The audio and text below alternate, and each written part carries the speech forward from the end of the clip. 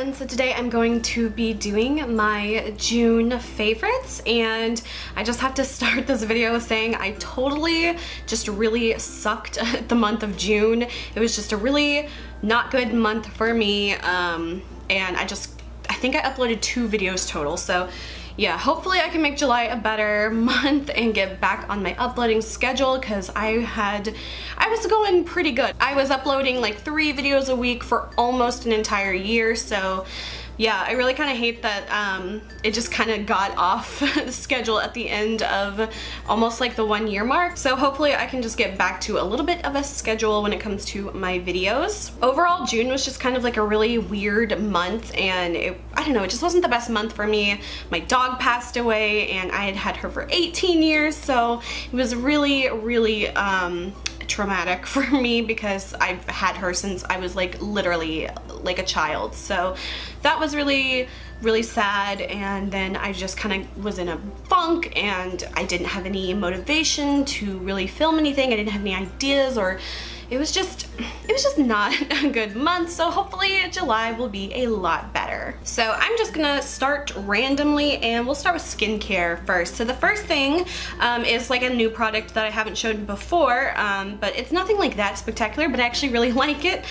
So this is a little like travel face mask that I got from, I think it was from TJ Maxx. Yeah, TJ Maxx. It was 99 cents, and it came in a little foil packet like this with a little removable cap, which I think is just genius. I love this so much. This is by the brand Global Beauty Care, and this is just a charcoal wash off mask. And what I really liked about this was that, one, it was $1, so it was super inexpensive, but also you get enough product in here that I've already used this one like 2 times, and there's still like, I would say at least 2 to 3 more uses in this. So for $1, I think that's a really good price, and this would be great for traveling. The next skincare product I have, I've been using a lot, and I kind of like switch off my sleeping packs that I do a lot. I love the Etude Bubble Mask one.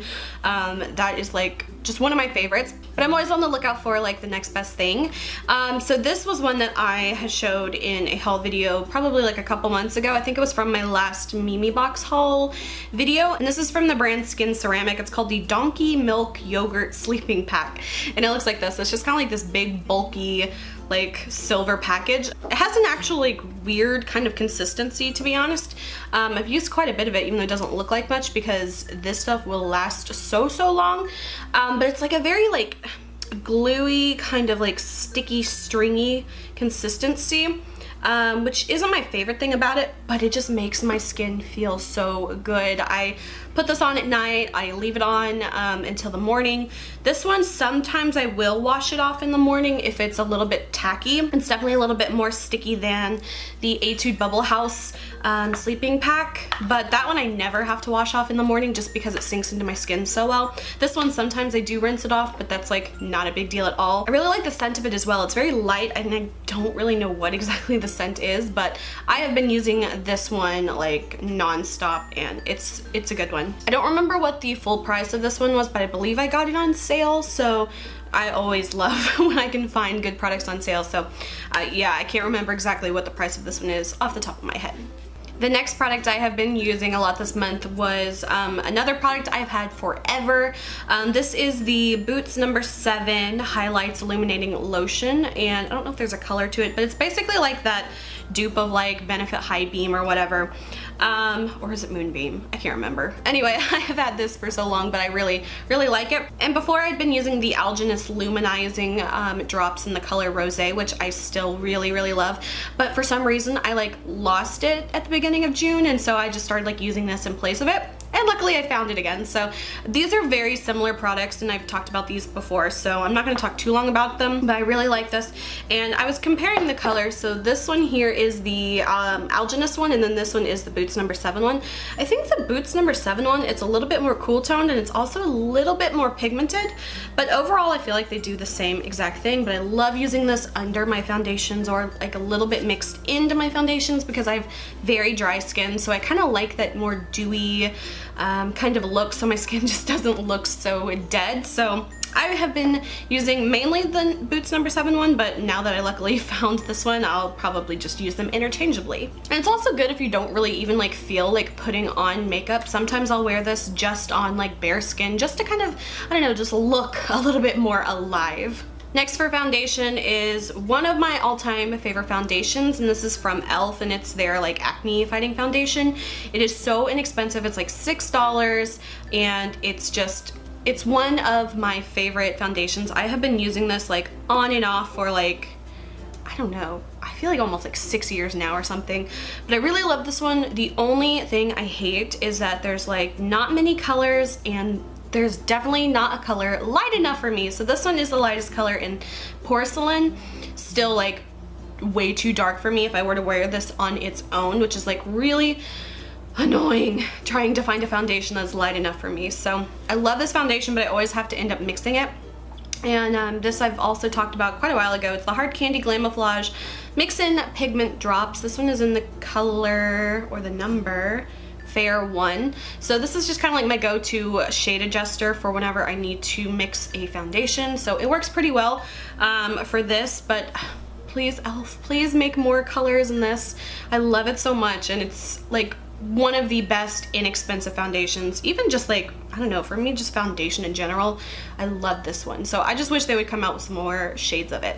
A next favorite, I again have shown this many times. It's just one of those oval brushes. I used it today, and I definitely, every time I come back to using one of these brushes to apply my foundation, I always like can't believe I forgot about it, or like, why did I stop using that? Because like I use my Real Technique sponge most of the time, and even though that's still one of my preferred methods of applying foundation, it still just amazes me at like, it really does kind of soak up quite a bit of product. So whenever I like, you know, use or mix up foundation and I'm used to using it with this, I always end up having so much leftover foundation, and I'm like, ugh, I hate wasting it. So yeah, so I love this one a lot. This one is just like a knockoff from like the brand iBeauty. I got it at like Marshall's for like probably, I don't know, $5 or something. Next is kind of an interesting product. Again, another one I've shown before, but I haven't really done like a review on this one, but maybe I will. This is from Peripera, and it's a Korean brand, and it's called the Nose Up Shading Stick. It has a little cushion on the end here, and you click it through the bottom, and the product will dispense up through it. And I like to use this to contour my nose, obviously, but this works really well. The only thing is I don't like to use this brush tip to like blend it out, because there's just too much product on the little applicator, so I end up using like another brush to blend it out.